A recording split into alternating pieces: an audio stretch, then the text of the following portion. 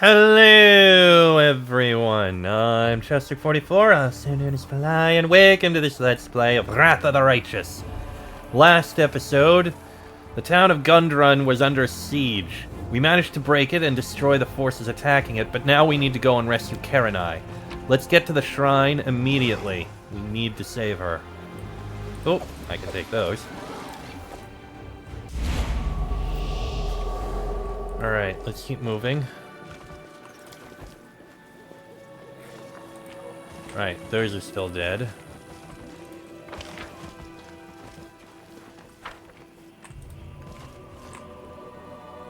Oh. Be on your guard. The Whirlwind is a stone's throw away. Could be demons here. Make a brief stop, then move on. In the name of Pharasma, what is that? Sarug Withersoul. Definitely need to kill that immediately. And it's dead. Good. Did you see that? What the frick was that thing? He had a load of loot that... Oh, boy, sheesh. Hide armor, composite longbow, banded mail +2 heavy shield, bracers of rough landing, another +5... There's some good +5 items here. I'll definitely need to hand these... What is that? +2 competence bonus to AC, attack, and damage rolls against flying enemies. Not the most important. Bonus to AC whenever we're under effect of mage armor. That doesn't matter. Incredible Dex 6. That actually, though, you are 100% taking that. Our first +6 of that.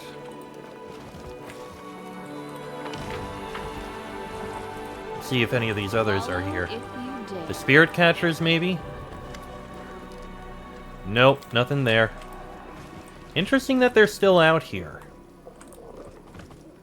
Well, these guys are all gone.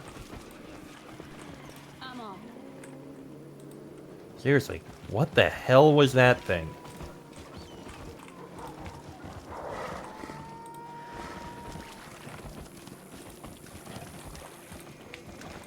Oh, what the... Oh geez, Baleful Greater Apocalypse Locust. We're being ambushed.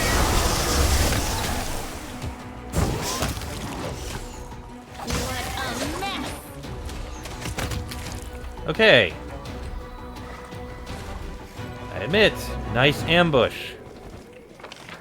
That is the abandoned cave, that is not the shrine.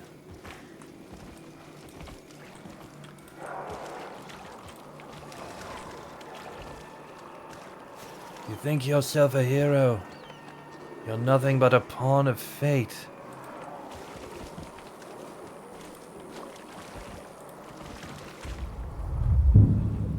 There's the shrine.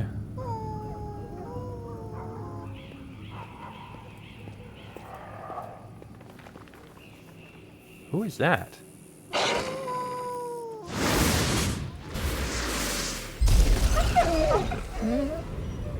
Oh dear. Whoever or whatever that is, it's not anyone good. Let me drop a save before we go in. And a quick heal. Skip the pleasantries. Save. Alright, into the shrine.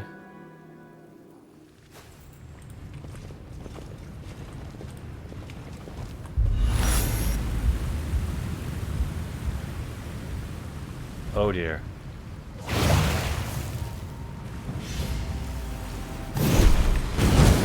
Oh dear.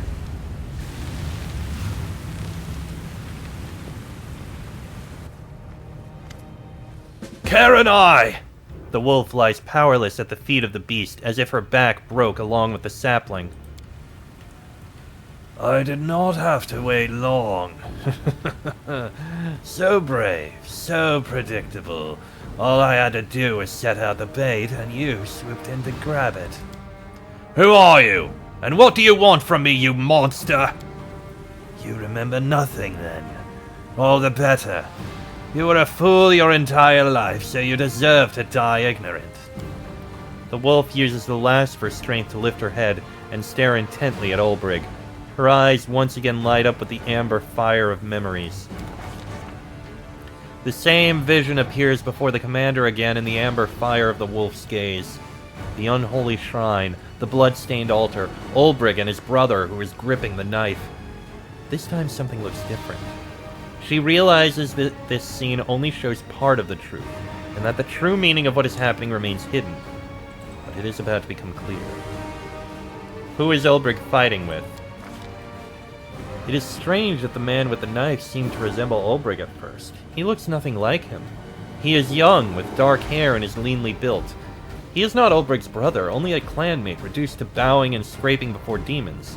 He lies by the wall with a broken neck, still gripping the bloodied knife, but the struggle continues. Who is fighting? What is Ulbrich shouting?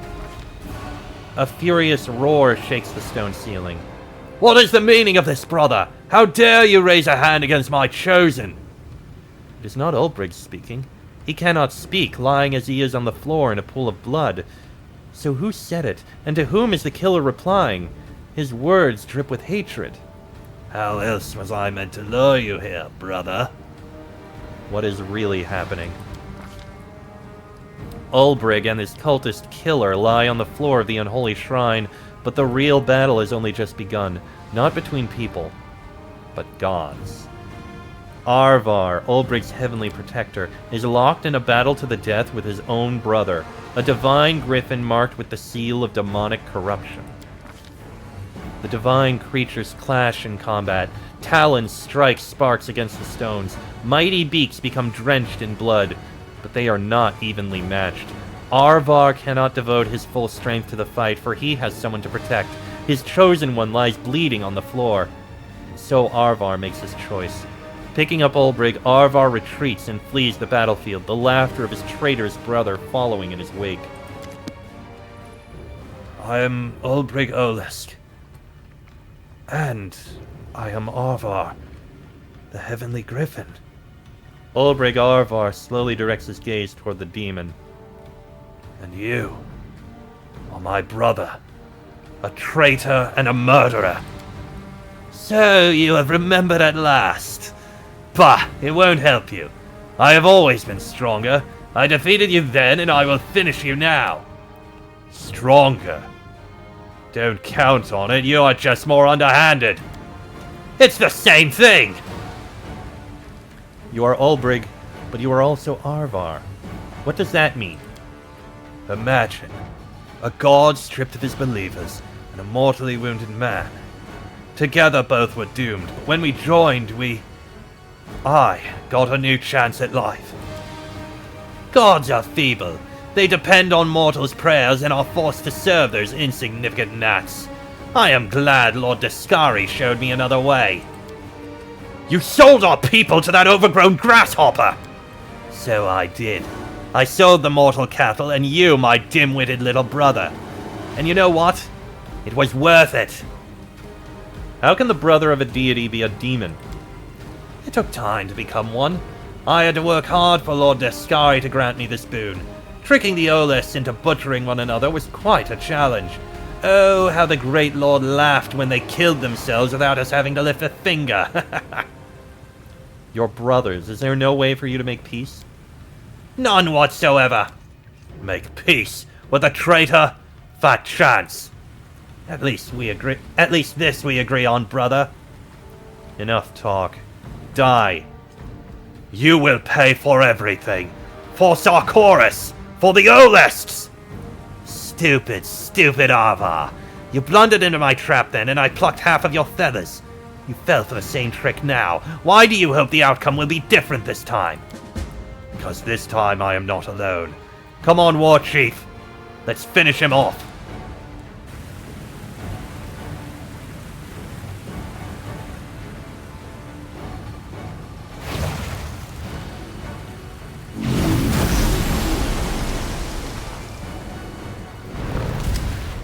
Oh dear.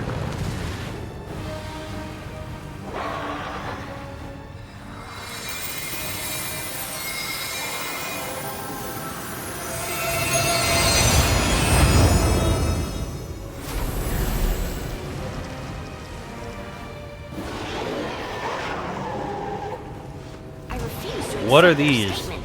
Totem of the Fae? Totem of the Manticore. Totem of the Dragon.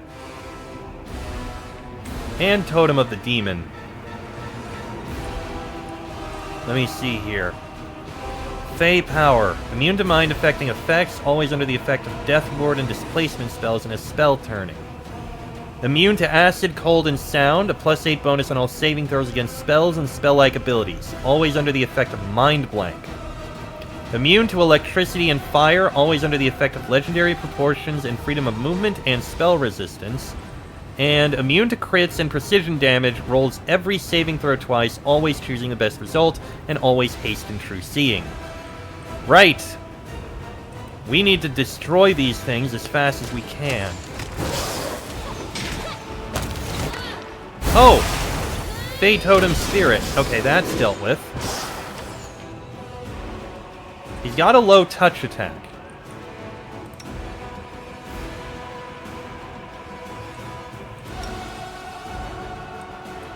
You three. Shoot the Totem of the Dragon.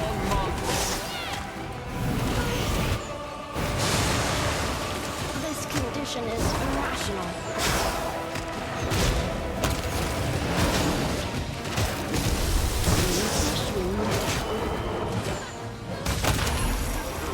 Try to entertain me.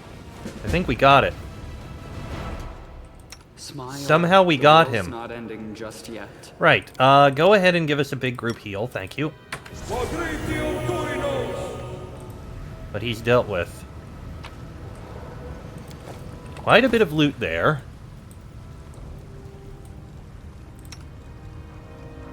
Bestial Rags. These tattered and ragged garments extend the duration of a shifter's transformation, allowing them to shift into their aspect's minor forms for 5 additional minutes per day. When the wearer assumes a major form, they gain a racial bonus to strength, dex, and con ability scores. I mean, that is actually really good. And Physical Perfection 6. I am taking that. These boots increases the wearer's movement speed by 10. An enhancement bonus. That is really good. I think I'll give them to you. You'll need to get into melee range. Mental Perfection 6. Also a really good helm to have. I'll need to find someone to give it to, but there's some nice items here. Mighty Fists 5. And Colossus Ring, a +2 luck bonus to Constitution, and cast Enlarged Person twice a day. Interesting. Grant the wearer +3 enhancement bonus on attack and damage whenever the wearer is polymorphed. I mean, that would be good for you, but, right. Let's deal with Karenai first. Also, mind mounting, please? Thank you.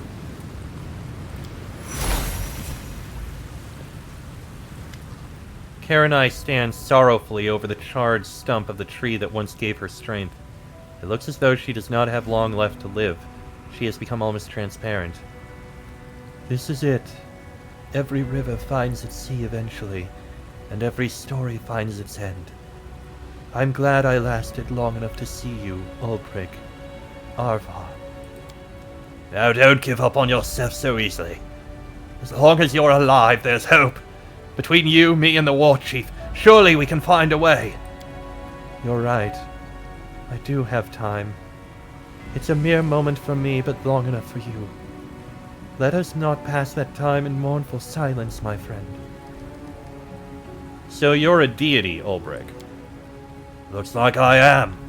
A god, a man, a bit of everything. Ulbrich extends his griffin talons and studies his hands intently. That's why Arvar never answered me. I prayed. I looked for him everywhere. He was inside me the whole time. One of the last gods of Sarkoris. The one who will be left after I'm gone. Have you never once sensed it? It doesn't even smell human. Ulbrich, what really happened between you and Arvar? Well, got a mortally wounded man and a god who's lost all his followers in one fell swoop. They're both not long for this world, right? Right, but Only if they each fend for themselves. Two wounded birds merging into one, though, now, that's a whole different story. The deity gets a living body not dependent on anyone's prayers. The man gets divine strength to keep him from succumbing to his wounds. Just don't ask if I'm more Ulbrich the man or Arvar the griffin. We're so fused together, there's no separating us. Both were so grievously wounded that the god-human had to hibernate for a good 100 years to replenish their strength. You slept through the demon invasion and the fall of Sarkoris. You didn't stir when you were mistaken for a statue, taken to Canabras and placed in a library, where you later awoke. Why did Arvar's brother betray him? Deskari had dug his talons into his soul. Wait, no, insects don't have talons. What do they have? Mandibles? Anyway, the cricket god had enticed him with sweet promises that the fool had happily believed. So Arvar's brother decided he wanted to live forever and alone like one of those Oglins without depending on mortals and their prayers. Deskari needed a congregation to set up his invasion. He sought weak souls and inquisitive minds. I don't know whether Arvar's divine brother fell first or if it was the mortals who prayed to him. Either way, they ended up becoming demon worshippers and he turned into something akin to a demon. They slaughtered their mortal brothers and sisters who'd resisted the temptation, and he too turned his talons against his brother. A deity and their congregation are connected. They live and die together. And become treasonous scum together, it would seem. Tell me your story, Karenai. I was the divine guardian of these lands many years ago, long before the town named Gundrun was built here. With the fall of Sarkoris, my time had passed too. A shaman, loyal to me and to our lost homeland, tried to keep faith alive among the people, and he did not succeed. Those who remembered me well had perished, and people who were strangers to me were pouring into Gundrun. And as the faith waned, I too grew weak. Back then, an old shaman brought a special relic to my temple right before he died. He said it was all he could do for me before he passed, and indeed it was the relic that helped me survive. I did not lie to you when I said there was nothing there but what you could see, for the shard was hidden in plain sight. And what is the relic kept in the temple? It is a shard of Araden's shield. Many worshipped him as a great god incarnate, but I, being a Sarkorian, don't feel the same trepidation. However, now I too see and acknowledge his deeds. A small shard of his shield, with no powers of its own, was enough to save my life. Araden? That oddball who roamed around Sarkoris pestering Deskarites? We used to laugh at him. What do you know, he was right all along. Shame we didn't listen to him back then. We could have finished off those grasshopper-worshipping traitors. Of course, I see things more clearly now than I did 100 years ago. Hindsight. Always there when you need it least. As I said, the shard of Araden's shield didn't retain any magic of its own, but could still be used to focus what was left of my own powers. I used it to draw life force from the very depths of Galarian, untouched by demonic corruption, and craft myself a mortal body. This little tree here, the shield shard is nestled among its roots. Take it. I am too weak to draw upon its power. I have no use for it anymore. Thank you for your answers.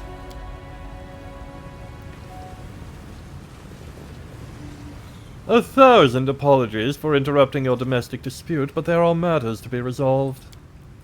I don't like agreeing with the smooth talker here, but on this he's right. The town's on edge.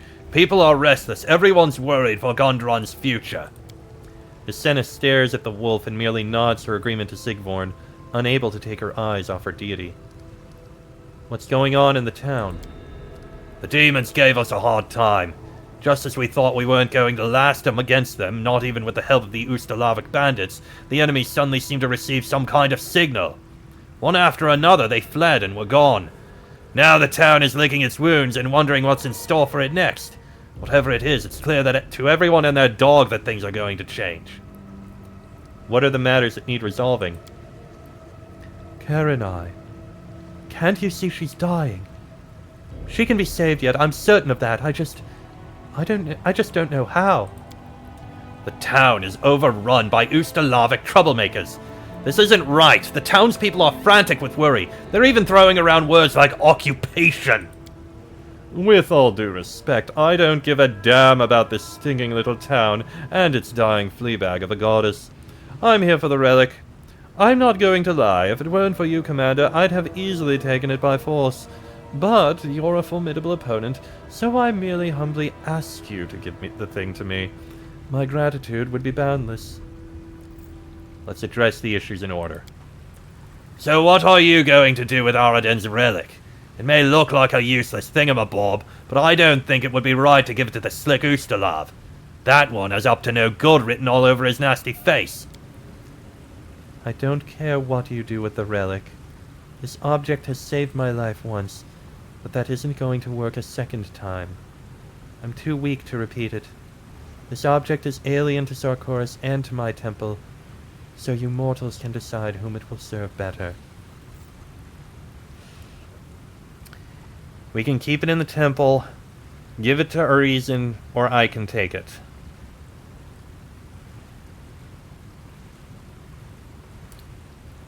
It won't work to save her, and she says it's not something that belongs to Sarkoris.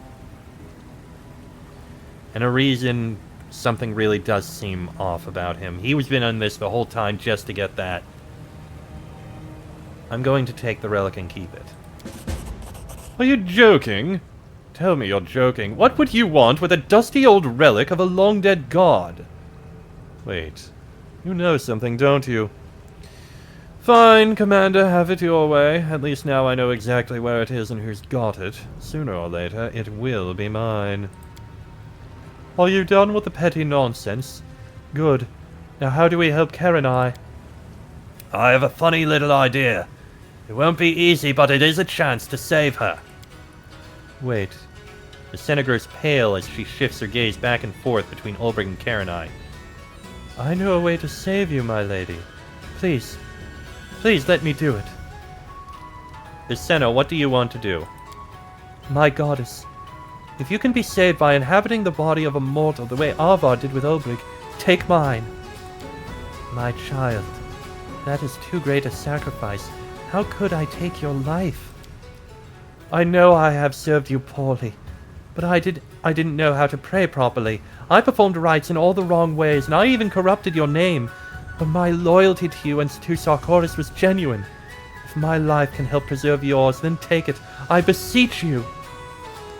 What would you suggest, Ulbrich? The affairs of gods and mortals are a strange thing. They are dependent on each other, and neither side understands fully what that dependence is. But I now have a special vantage point from which to look at these things, what with me being both Arvar and Ulbrich, a god and his servant. And here's what I've realized. The goddess, once known as Karenai, cannot be saved.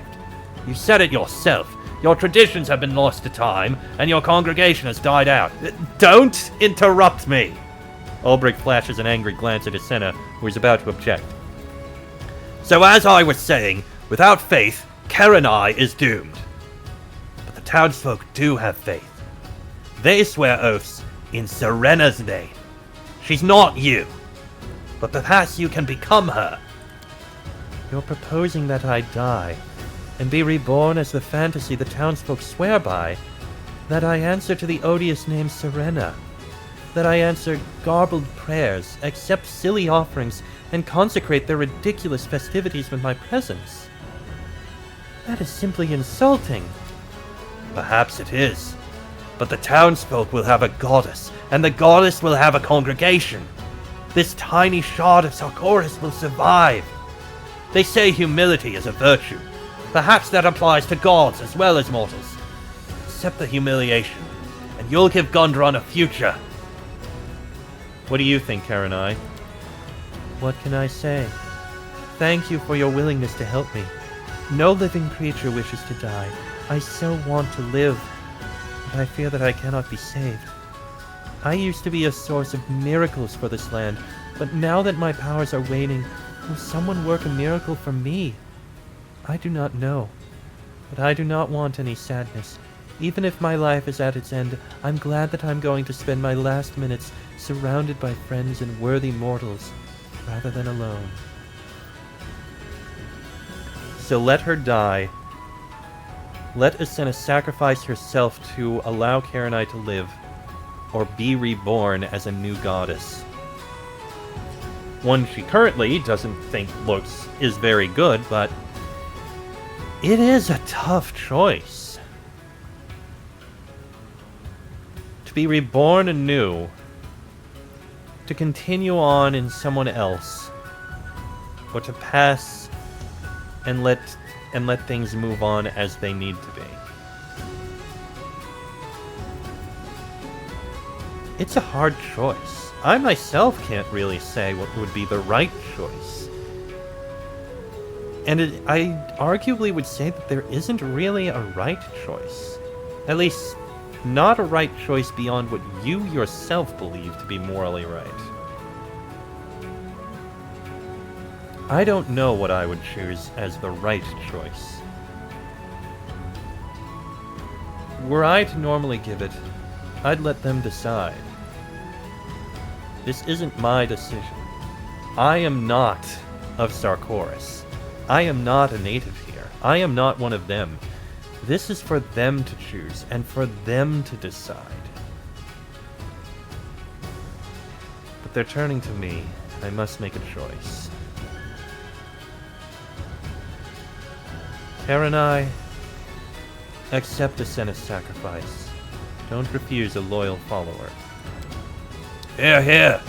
You named her as your chosen one, so don't offend your servant with a refusal. Besides, we're not talking about death here. What the two of you will become will be Asenna as much as she'll be Karenai. You know you can trust my experience on that score. Very well, my child. I accept your sacrifice. Come closer.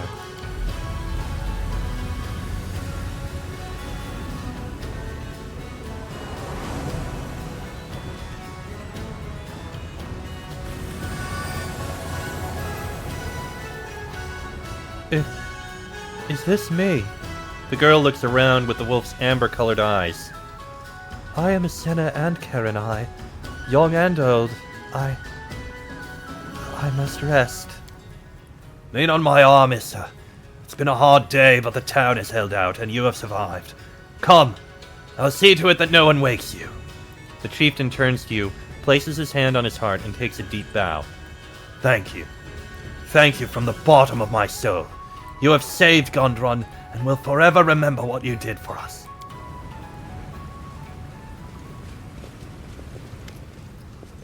So that's how it all ended. What a story. We need to head back to Gondron and have a good old think about what this means. Are you coming with us the short way, or do you have things to do here? I'm going with you. Good thinking. What's the point in wearing out the soles of your boots, eh? We've made it back. I feel like we should perhaps check on them.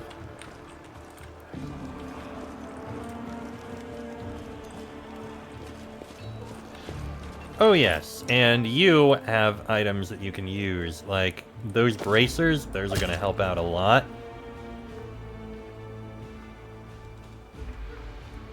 I'm going to give you Belt of Physical Perfection 4. Shard of the Shield of Aradin. The magical Shield of Aradin was shattered during the final battle of the Shining Crusade against the Whispering Tyrant Tar-Baphon. The shards possess no magical powers in isolation. Legend has it that one day the shield might be restored. And we have... give you that amulet. And let's see. When you get a major form, a +2 bonus to Strength, Dex, and Con. Or, when you polymorph into any creature, you gain a +4 enhancement bonus to attack and damage rolls made with limbs. And when a creature hits them, they suffer 1d6 piercing. Oh, wait. The cat's boots are giving him a +4 dex bonus. A +6 dex bonus. Okay, no biggie. So, you actually don't need that, because you've already got the dex bonus. Strength and con would be better for you. It's hard to choose between the Shroud of the Eternal Hunger or the Bestial Rags. I think you're fine with that.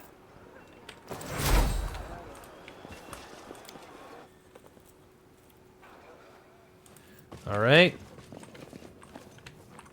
They appear to not be here. Is there anything else? Ooh, the storyteller can help with that. Interesting.